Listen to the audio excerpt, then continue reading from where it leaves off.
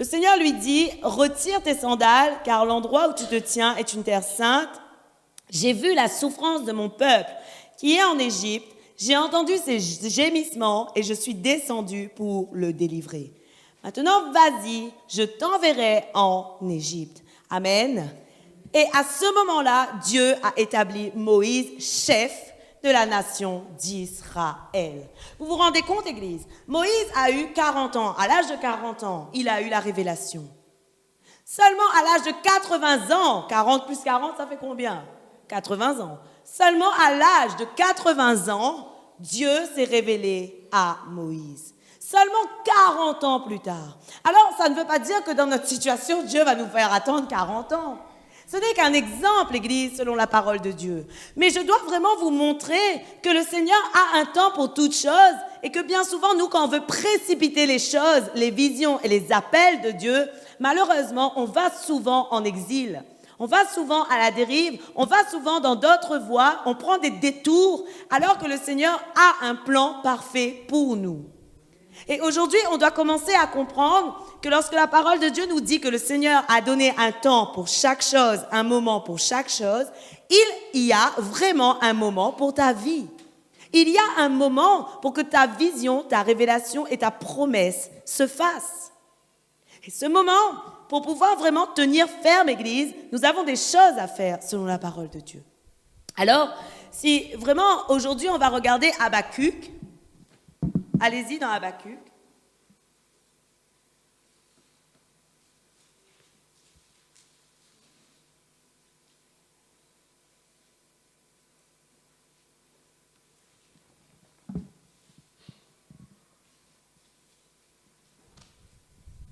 Habakkuk 2.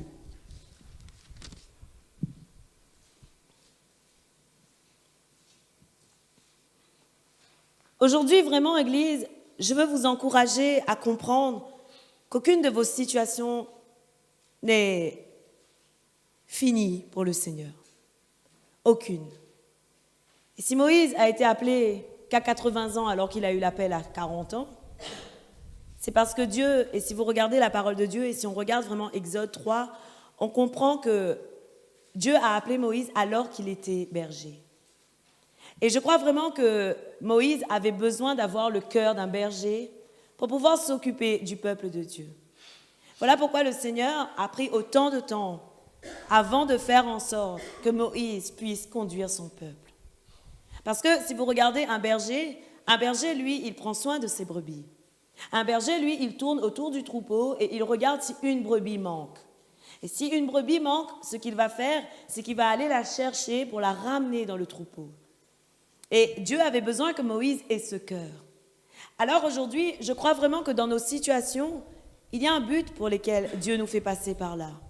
Nous ne savons pas, mais je vais vous montrer que selon la parole de Dieu, vos visions, le moment doit être et peut être beaucoup plus précis. Alors, ce que nous avons à faire, la première chose à faire, Église, selon Habakkuk 2, à partir du verset 2 et 3,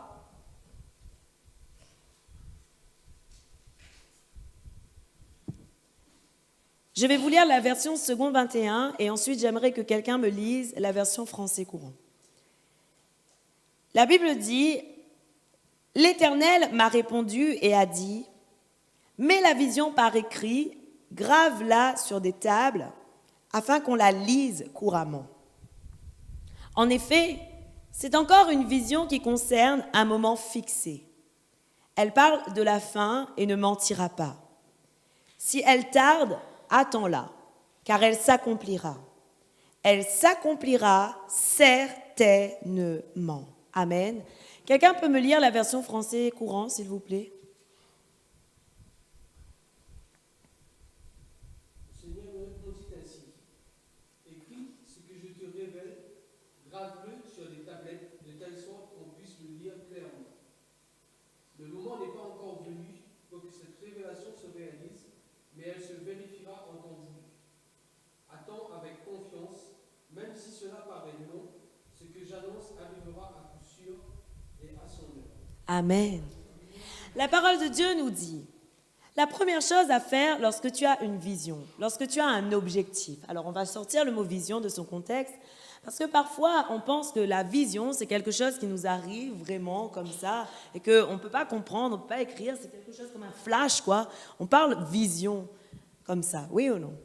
Mais je crois vraiment que la parole de Dieu nous parle plus qu'une vision, la parole de Dieu nous parle d'un objectif, de quelque chose vraiment qui a mûri dans ton cœur, de quelque chose dont tu as la ferme conviction. Et aujourd'hui, Église, tu dois commencer à comprendre que la première chose à faire lorsque tu reçois quelque chose dans ton cœur, vraiment une conviction certaine, lorsque quelqu'un te donne une prophétie, une vision, un message, que toi-même, tu es convaincu, il te touche ce message. Tu ne sais pas quand, tu ne sais pas comment, mais tu sais vraiment que quelque chose va se produire et toi-même, tu as une conviction personnelle dans ton cœur. La première chose à faire, la parole de Dieu te dit, écris-le. Grave-le pertinemment, grave-le clairement sur une tablette.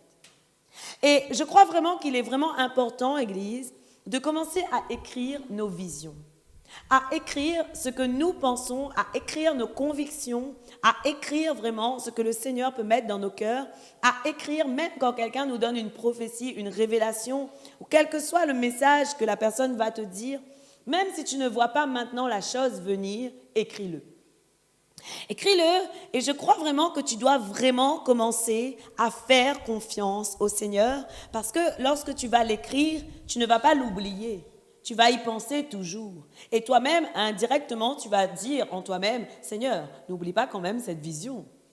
Mais aujourd'hui, tu dois avoir vraiment la conviction et la ferme conviction qu'il y a un moment fixé, que le Seigneur a fixé, a permis et est prévu pour cette vision, pour que cette révélation s'accomplisse dans ta vie. Alors aujourd'hui, la parole de Dieu dit, même si elle tarde à arriver, même si elle tarde, attends-la, car elle s'accomplira. Amen. Vous vous rendez compte que Moïse, c'est que après 40 ans c'est long ça. 40 ans c'est très long. Mais quand bien même Moïse a été appelé chef des Israélites. Amen. Alors aujourd'hui, Église, nous devons vraiment comprendre que le temps de Dieu n'est pas notre temps. Mais tu dois avoir la ferme conviction que lorsque Dieu dit, il le fait. Que ce soit par une conviction, que ce soit par une révélation, que ce soit par quelque chose que toi-même tu as une certitude dans ton cœur, alors sache que lorsque Dieu a mis dans ton cœur quelque chose, il le fait et il le fera. Amen. Même s'il t'a dit il y a des années et des années et des années, il le fera. Amen. Alors aujourd'hui, Église, nous avons aussi une part à faire. Alors comme je vous ai dit, la première des choses est de l'écrire afin de ne pas l'oublier. Et même la parole de Dieu dit, grave-le sur des tables. Vous avez déjà essayé de graver quelque chose dans un bijou? Vous avez déjà fait des petites gravures avec les prénoms? Est-ce que quand vous avez le bijou, que vous l'avez pendant des années, est-ce que votre prénom sort? Jamais. Le prénom ne sort jamais. Il est là depuis petit, depuis la naissance, jusqu'à l'âge, le vieux, même le bracelet rentre plus sur ton bras, la gravure est toujours là, lui. Oui ou non? Alors aujourd'hui, tu dois comprendre que cette vision que tu as, tu dois la graver. Et tu dois faire confiance à Dieu. Alors, je dois aussi vous dire qu'une chose que nous devons faire lorsque nous avons une vision, c'est d'avoir la foi. Selon la parole de Dieu, la Bible nous parle d'Abraham qui a eu la foi. Selon Hébreux 11, le verset 8 à 10, la Bible dit qu'Abraham, lui, il a eu la foi lorsque Dieu lui a dit « Quitte ton pays et je te donnerai une autre nation, un autre pays ». La Bible nous dit qu'Abraham, vraiment, il n'a pas su où il allait. Mais il a pris la ferme décision de quitter son pays, quand bien même il ne savait pas où il partait.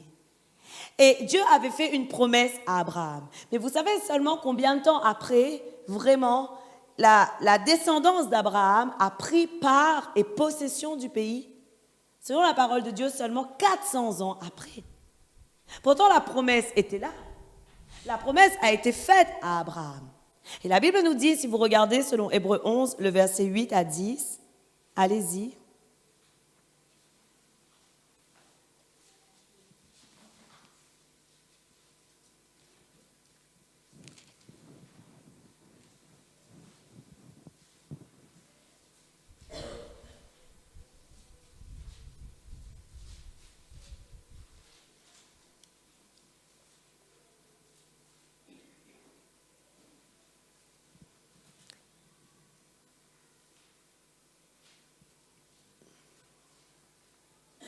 La Bible dit, c'est par la foi qu'Abraham a obéi lorsque Dieu l'a appelé et qu'il est parti pour le pays qu'il devait recevoir en héritage.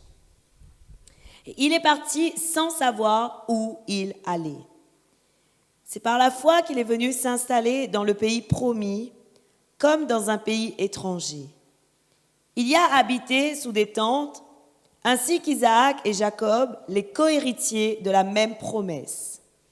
Car il attendait la cité qui a de solides fondations, celle dont Dieu est l'architecte et le constructeur. Amen. Alors, la parole de Dieu nous dit que par la foi, Abraham est parti dans un pays sans savoir où il allait.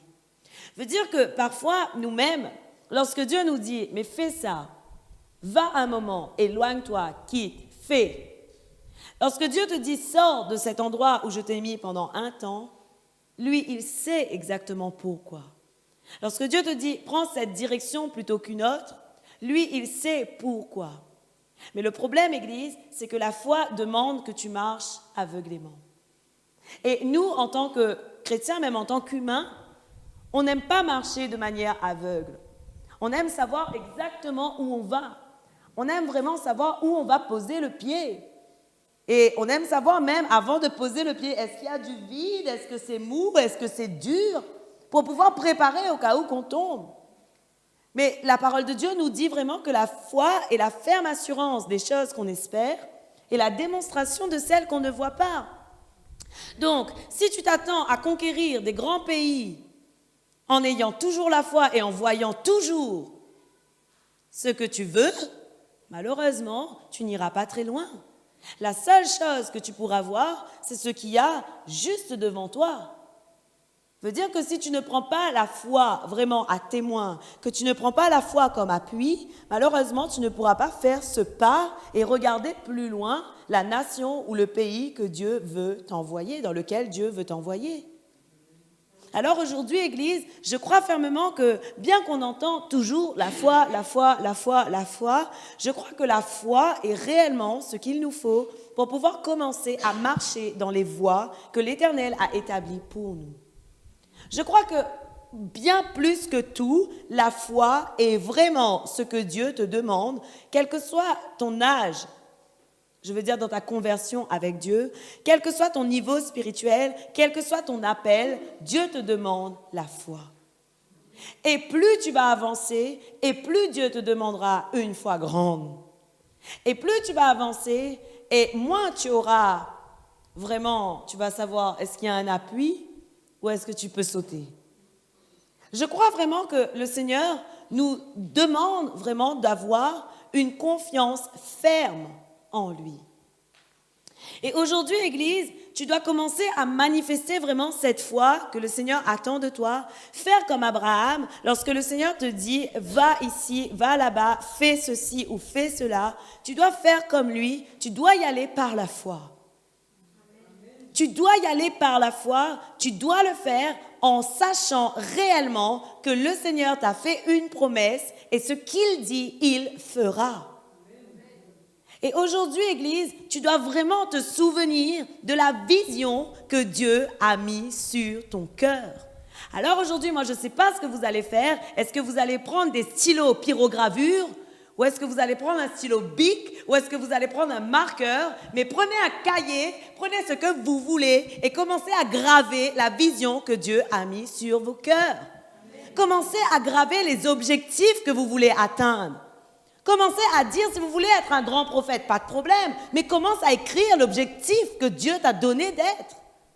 Et à ce moment-là, toi-même commence à faire vraiment par la foi des petites choses que Dieu te demande, un pas après l'autre, et ensuite tu verras vraiment et tu prendras possession de ce dont le Seigneur a prévu pour toi. Et c'est ça qu'on doit faire, Église.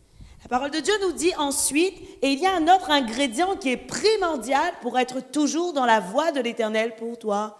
Cet ingrédient primordial, c'est le Saint-Esprit. Vous savez pourquoi? Parce que selon la parole de Dieu, Jean 16, le verset 13,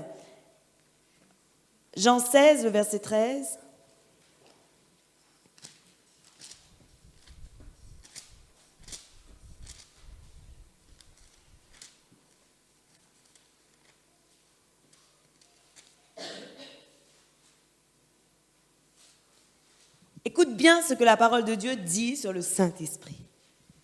Dans ma version, c'est écrit « quand le défenseur », mais dans la version français courant, c'est écrit « quand le consolateur ». La Bible dit « quand le défenseur, donc quand le consolateur sera venu, l'Esprit de vérité, il vous conduira dans toute la vérité, car il ne parlera pas de lui-même, mais il dira tout ce qu'il aura entendu et vous annoncera les choses à venir. » Waouh! Église, la parole de Dieu nous a dit tout à l'heure, selon Ecclésiaste 3, le verset 11, que nous avons le désir de connaître à la fois le passé et l'avenir.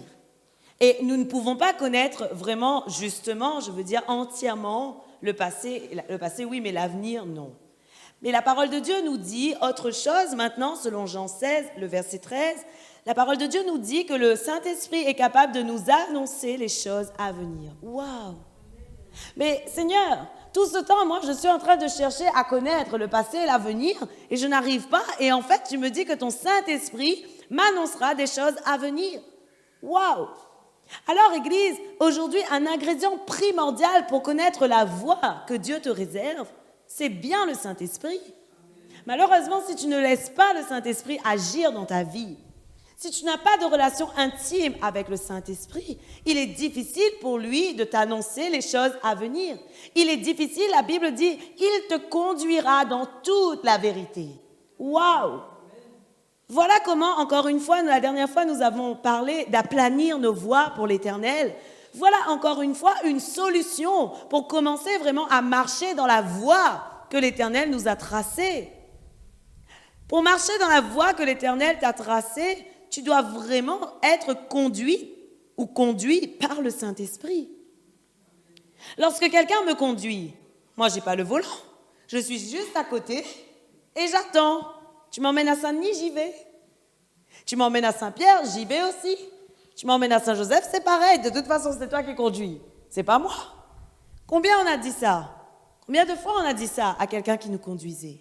Mais aujourd'hui, il est temps de commencer à dire au Saint-Esprit, écoute, conduis-moi parce que je sais que la parole déclare, tu me conduiras dans la vérité. Est-ce que le Saint-Esprit va mal vous conduire? Mais non. La Bible dit, il vous conduira dans la vérité. Pourquoi? Parce que le Saint-Esprit ne fait pas ce qu'il veut. Le Saint-Esprit fait ce que Dieu lui demande de faire. Et la parole de Dieu nous dit que le Saint-Esprit lui-même, il dira tout ce qu'il aura entendu et vous annoncera les choses à venir.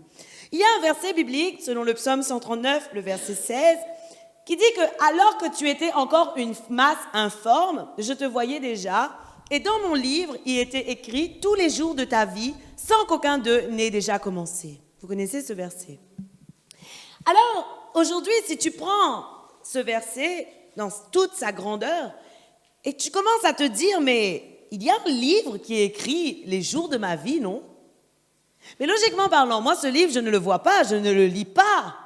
Mais si le Saint-Esprit est capable de me redire ce que le Seigneur lui annonce, lui, il est capable de voir ce livre qui existe avec Dieu et qui a écrit tous les jours de ma vie.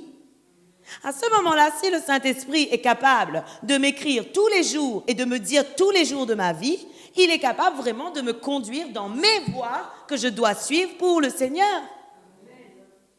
Et aujourd'hui, Église, c'est triste à dire, mais il y a des gens qui avancent dans leur vie de foi sans connaître le Saint-Esprit. Et pourtant, le Saint-Esprit est ce qui est le plus primordial dans ta vie de chrétien. Sans le Saint-Esprit, tu ne peux rien. Et encore clairement, voilà pourquoi des gens se trompent tellement dans leur choix de vie. Ils se trompent tellement dans leur choix de vie, dans leur façon de faire, dans leur façon d'agir, et ils prennent des détours, ils sont en exil souvent.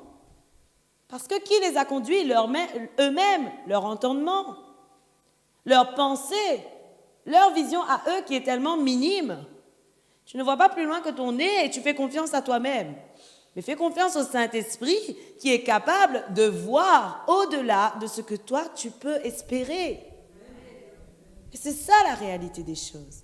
Alors, je crois vraiment qu'aujourd'hui, je dois vous donner ces ingrédients afin que vous puissiez comprendre qu'il y a un moyen de trouver la voie de Dieu pour vos vies. Mais le moyen, c'est ça. Écris la vision. Ensuite, commence vraiment à avoir la foi. Et ensuite, laisse le Saint-Esprit te diriger. Mais lorsque tu commences à avancer par la foi, rien ne t'empêche de commencer à faire des arrêts sur toi-même et à dire, Saint-Esprit, est-ce que tu es sûr? Est-ce que c'est bon? Est-ce que je suis bien dans la bonne direction?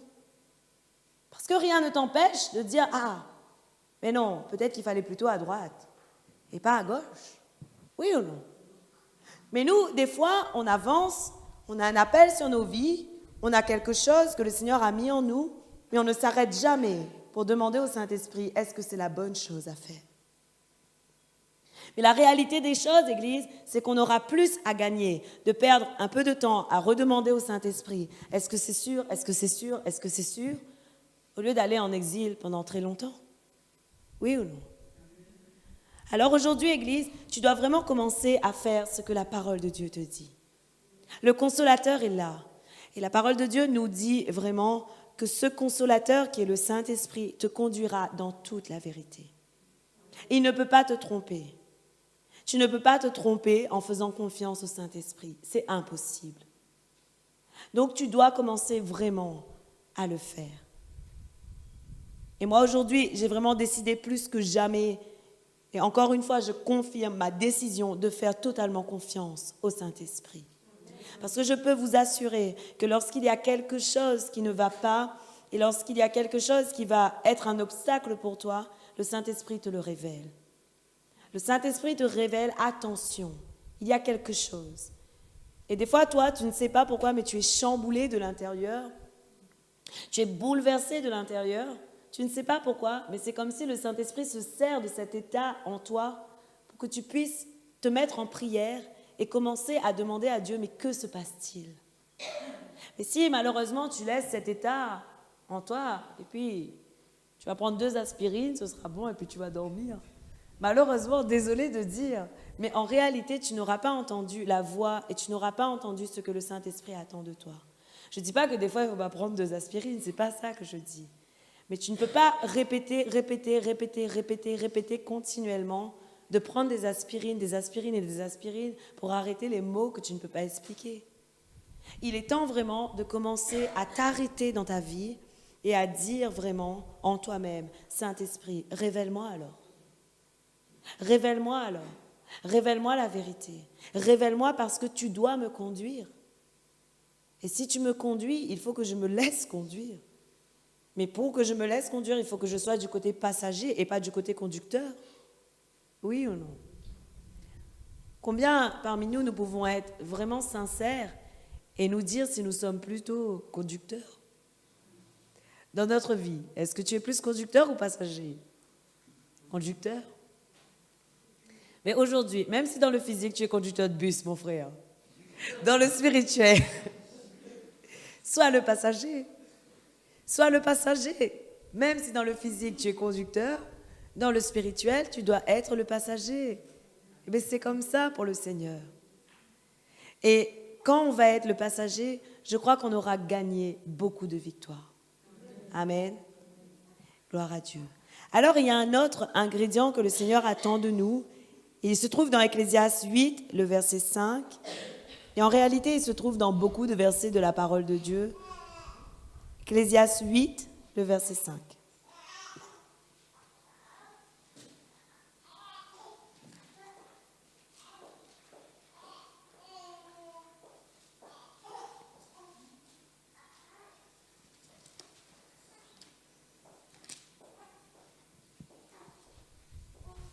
Écoute bien ce verset, Église. Il y a 2 ingrédients dans ce verset, en fait. La Bible dit,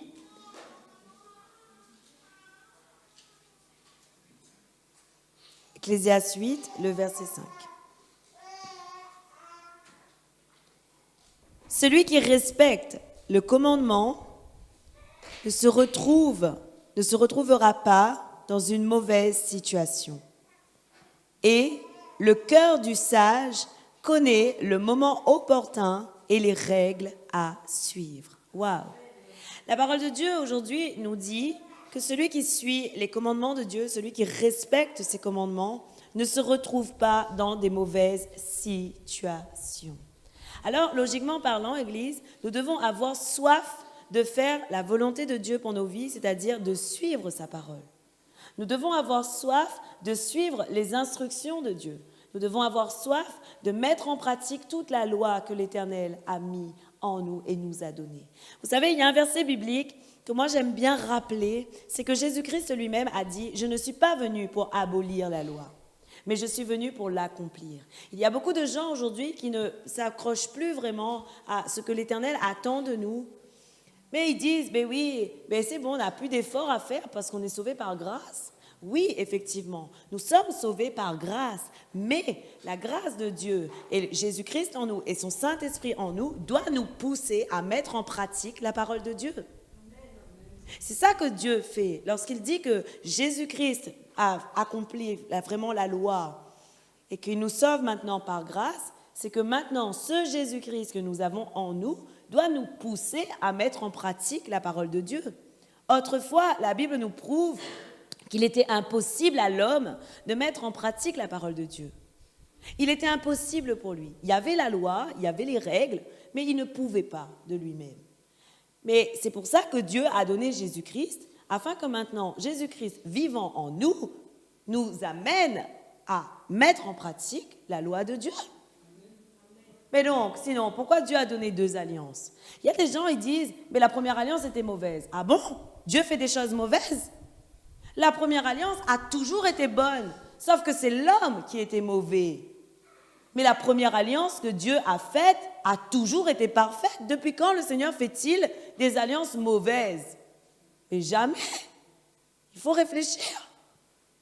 La réalité des choses aujourd'hui, c'est que Dieu a fait 2 alliances. La première était bonne, mais l'homme était mauvais. La deuxième est toujours bonne et elle est perpétuelle et elle est éternelle. Amen. Et c'est ça la réalité des choses. Alors, la parole de Dieu nous montre aujourd'hui que celui qui respecte le commandement ne se retrouvera pas dans une situation mauvaise. Et l'autre partie de ce verset nous dit « Et le cœur du sage connaît le moment opportun et les règles à suivre. » Waouh! Ce qui veut dire, Église, que dans notre vie de foi, dans notre avancée avec le Seigneur, dans notre percée vers le royaume des cieux, il nous faut la sagesse. Oui? Et la Bible nous dit que celui qui manque de sagesse, selon Jacques 1, verset 17, il me semble, la parole de Dieu nous dit, celui qui manque de sagesse, qu'il la demande à Dieu, qu'il la lui donnera généreusement et avec abondance. Amen.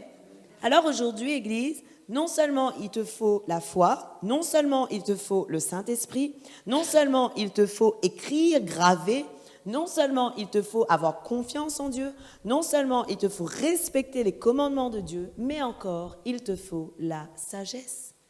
Parce que la parole de Dieu nous dit, le cœur du sage connaît le moment opportun et les règles à suivre. Waouh! Donc, lorsque la parole de Dieu te dit que Dieu a vraiment créé le moment qu'il convient, c'est Jacques combien? Le verset comment? Le verset 5. Merci mon frère. Lorsque la parole de Dieu nous dit que Dieu a établi le moment qu'il convient et que nous avons le désir de connaître le passé et l'avenir, je crois vraiment, Église, que nous avons la possibilité vraiment, en faisant confiance au Saint-Esprit et en ayant tous les ingrédients que Dieu met à notre disposition, je crois qu'à partir de maintenant, nous avons la possibilité d'être toujours dans la bonne voie et d'aller toujours vers la vision que Dieu a mise sur ton cœur. Amen. Et ça, c'est merveilleux. Alors aujourd'hui, prends vraiment ce message comme une révélation pour toi et pour ta vie. Et dis-toi vraiment qu'il est temps que tu mettes en pratique ce que le Seigneur nous demande. C'est pour toi-même. C'est afin vraiment que tu jouisses d'une vie meilleure. Afin que jamais tu t'écartes de la voie que l'Éternel a tracée pour toi. Amen. Alors aujourd'hui, puisque nous avons tous les ingrédients par rapport à la parole de Dieu, nous devons les prendre, nous devons les manger. Oui ou non? Nous devons en faire un mélange, une salade et commencer à manger tout ça. Parce que c'est vraiment une très bonne nourriture que le Seigneur nous donne. La Bible nous dit que l'homme ne vivra pas d'eau et de pain seulement, mais de toute parole qui sort de la bouche de l'Éternel. Et vous savez, je rends grâce à Dieu parce que sans la révélation de son Saint-Esprit, on ne peut pas voir ces messages. Amen. Et je crois vraiment que le Saint-Esprit est à l'œuvre en nous. Et je crois vraiment que le Saint-Esprit veut que nous allions à la perfection en Jésus-Christ. Amen. Alors aujourd'hui, vraiment, si tu veux voir la gloire de Dieu pour ta vie, si tu veux connaître le moment opportun de chaque chose, il faut vraiment que tu fasses ce que la parole de Dieu te dise. Et je crois vraiment que tout est compté. Mais il y a quelque chose qu'on doit vraiment apprendre, c'est laisser le Saint-Esprit diriger notre conduite. Laisser le Saint-Esprit être au volant de notre voiture. Parce que, vous savez, dans le physique, il nous faut un moyen de transport pour aller à Jésus, pour aller d'un lieu à l'autre, pardon. Et ce moyen de transport, c'est bien souvent une voiture ou un vélo ou une motocyclette, oui ou non? Mais dans le royaume des cieux, il nous a fallu un moyen de transport pour aller à Jésus. Et la Bible nous dit dans Colossiens, « Rendez grâce à Dieu, il vous a arraché du royaume des ténèbres et vous a transporté dans le royaume de son Fils Jésus-Christ. » Et comment il a fait pour vous transporter par la foi? Aujourd'hui, puisque tu as le transport de la foi, il te faut un conducteur. Et le conducteur qui doit conduire ta voiture de foi, c'est le Saint-Esprit. Amen. Donc tu as tout pour bien réussir. Mais maintenant, il te faut mettre en pratique ce que le Seigneur attend de toi. Amen. Alors aujourd'hui, Église, je veux vous voir avec vos cahiers, vos stylos, tout ce que vous voulez chez vous. Je veux voir graver quelque chose, une vision que Dieu vous a donnée. Une vision. S'il s'agit de ton mariage, grave ton mariage. S'il s'agit de ton enfant, grave ton enfant. Écris-le. Le Seigneur va sauver mon enfant. Grave ce que tu as comme vision dans ton cœur. Et maintenant, toi, mets en pratique la parole de Dieu. Et le reste se fera de lui-même. Parce que le Seigneur, la Bible nous dit que Dieu n'est pas un homme pour mentir, ni un fils d'homme pour se repentir. Et lorsque le Seigneur nous donne des promesses sur nos vies, il le fait.